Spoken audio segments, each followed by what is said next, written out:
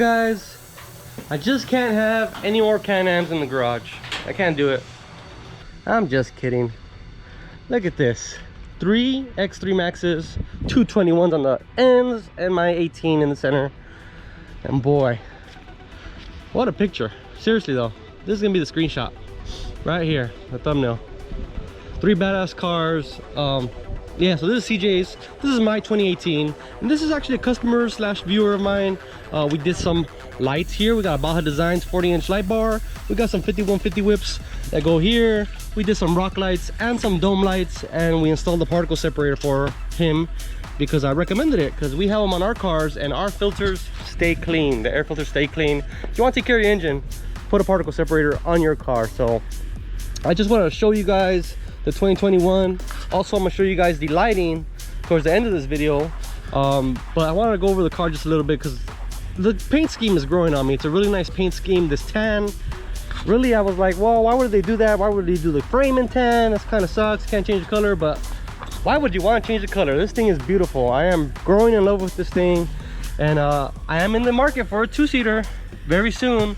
Tan is looking mighty damn fine. The only thing that's stopping me from getting a 2-seater, besides the fact that I'm trying to catch up on some bills here and there, is that well, there's rumors of a DCT transmission, and I would really want a DCT transmission to mix it up. Don't get me wrong, these belt drive systems are great. They're perfect to handle the abuse that these cars take, and ripping a belt is a lot better than damaging the transmission. It's a lot cheaper. But yeah, I already got a belt driven vehicle, and I wanted to get a DCT because that's gonna be a lot cooler. So let's go over this 2021 real quick. This is a SMART SHOX version. Very beautiful car. I really like how they did the orange interior. They mixed up the seats here with black and then the orange. It looks really nice. They took up an extra button here for the SMART SHOX, which is no problem by me. They got the Comfort Sport and Sport Plus mode. So soft, medium, and firm, pretty much, if you're a Razor live valve kind of guy. So I put some dome lights on this car. I'll show you guys that towards the end of this video. Dome lights are freaking awesome at night because you can't see anything if you're in the middle of the desert and you don't have any lighting in here. I also did some rock lights here, as you can see, and then we did them in all 4 corners. Rock lights here, and then I put one underneath here, which looks really good too. The air separator fit perfectly in here. You guys know what that does already. Separates the air, or excuse me, separates any particles in the air, such as dirt, debris, sand, dust, and you get nothing but fresh air in your engine, which is really cool. All right, so I wanted to go over with you guys the SMART SHOX, the differences. On this vehicle, you see that this welded tab is on here. There's this plastic dog bone that attaches to the sensor, and also this bracket and sensor assembly that attaches to the sway bar mounting locations. Man, look at the grease on this thing. It's oozing out. But yeah, so there's a sensor that measures where the trailing arm is at all times. And then here we have a pigtail coming from some brain box somewhere, I'm sure. And this pigtail goes to the actual shock itself and mounts at the bottom. And I was noticing that the eyelet on the bottom of the shock is a lot bigger than one that you would see without it. So here's mine, a little dirty, but here's mine, a lot smaller, a lot skinnier, and this one's a lot bigger. So I don't know where the valving is, or what the, you know, the controller, the actuator is at, if it's at the bottom or at the top, that controls, you know, the rebound and high speed, low speed adjustments. But this is to know, you know, it is really big here. I don't know why. So these shocks are pretty cool. They're supposed to adjust high speed, low speed, and rebound all on its own, all electronically, and all based off the sensor inputs from the arms and some other sensors, what I'll show you just in a second right now. So there is this one, like I was saying, this is gonna be for all 4 corners. It's gonna look a little different on the front arms. On the front arms, they put the bracket on the upper arm here, and they put the dog wishbone here on the frame. So similar thing, it's a position sensor, measures where the arm is at all times, and yeah, that inputs into a brain box, and then the brain box makes adjustments based off that. So, but I want to show you guys these other sensors that I found, because I was poking around and I noticed these sensors. And if you look in the back here, either side, doesn't really matter, both sides have them, and it's going to be these right here. There's these sensors up here, and my buddy has a 2021 without SMART SHOX, and I did confirm that his does not have it. And this sensor doesn't attach to anything, so it's pretty much just bolted to the frame there. And what I'm thinking that is It's some sort of gyro sensor to know what the vehicle's doing, you know, what the body roll is and all that kind of stuff. I didn't see any on the front. We're gonna double check though. They might be in a different location, or they might just have just the rear two sensors, but pretty cool that it has that. If it's measuring the gyro of where the vehicle is at, I think that's gonna be pretty cool. It's gonna make adjustments based off that as well. So I'm not sure. So this one does have the smart lock as well. Very cool. Let's go in here. So pretty much this car is very similar to the ones seen on you know, from 2017 on up. The only thing that really changed was the horsepower. Some things like the cage is now bolted on, that happened in 2020, and the 195 horsepower versus the 172, which was about 19 in previous years. I was poking around, so I did find that the fronts also have this unusual sensor. I'm assuming these are all gyros, so this car knows exactly where it's at.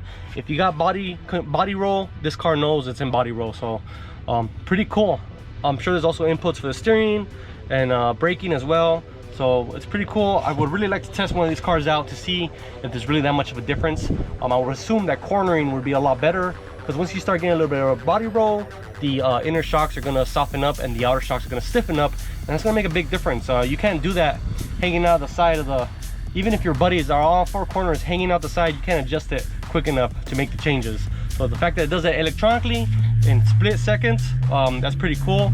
And I'm gonna leave links to this car in the description from Can-Am, so you guys can get an idea of all the technical blabble and all that stuff, because I don't know everything about this car, but just based off, you know, working in the automotive industry, I can tell what these sensors are probably doing, and all those are inputs. So you got position, arm position, you got body roll position, steering position, and braking input. So also I'm sure acceleration. So I'm sure if you're on the gas, to avoid the squat that these cars normally have, I'm sure the rear gets firmer. But pretty cool. I'm very excited to get a 21 or 22 with Smart Shocks. But like I said, I'm really curious if they come out with a DCT transmission to make this a different experience as far as driving. So that'll be cool. So I'm gonna show you guys some shots around the car, and look at my beautiful girls. We're actually have these cars lined up because we're gonna do a little photo shoot, because look how adorable you guys look. Stick around for the nice shots to show you guys the 5150 whips, the rock lights, and that badass Baja designs, because it's really bright. It's a lot brighter than my rough country 50-inch. All right guys, let's check it out, see what it looks like at night. We'll get the key, start this puppy up, and you can see the interior lights. But we're gonna turn off the light in the garage so you guys can really see what's going on. Now you might be hearing the particle separator in the back. I'm gonna turn that off just for the video. Also, I'm gonna close the garage door so we can set up the whips. All right guys, so check it out. We're gonna turn off the lights so you guys can see the whips. Now the whips look good, but I will say that there is some sort of an issue. I'm not sure what it is, but if I go into the app and I choose the colors, for whatever reason, red and green are backwards. So if I choose green, you can see it turn red. If I choose red, they turn green. So blue works just fine. And then because the red and green are confused here, the yellow and the purple just don't look right. So the controller's messed up. We'll have to get that warranted for him very soon. So I don't know why. 5150 makes great whips, but definitely if you get yourself a set, test them out before you install them, because now we got to pull the seats out and, you know, pull the controller out and send it to them. So just test it out before you get it. And this must be just an oddball that, you know, got through the system. But anyways, we're gonna change them to red because this color has some red in it, and we're gonna go ahead and turn off all the lights here, and we'll turn off the garage light too, just to show you guys. So interior lighting was something that this gentleman asked for, and for good reason. I love me some interior lighting. It makes it daylight in the cars. So when you're out riding, you never have to worry about looking for something that's on the floor or on your lap, whatever. The lights are amazing. We'll turn the whips back on just to show you guys. Oh, that's the rock lights, but that's fine. So there are the whips and the rock lights. And I think the rock lights came out pretty damn badass, as you can see. One behind the grill and then one on each corner here. So you can see how they're changing colors. That's green. Also, we put two inside the cab, which look awesome.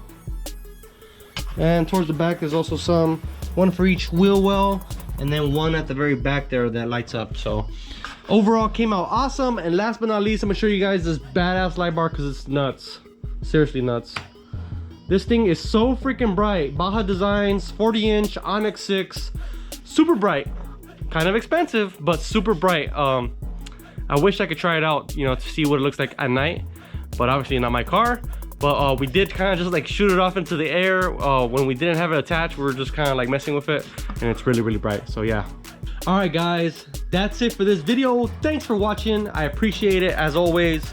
And yeah, this car came out amazing. It's an amazing car. If you want to see more videos like this, hit that subscribe button. It's completely free. And hit the notification bell if you want to know when I upload another video. And see you guys on the next one. Thanks. Stay dirty.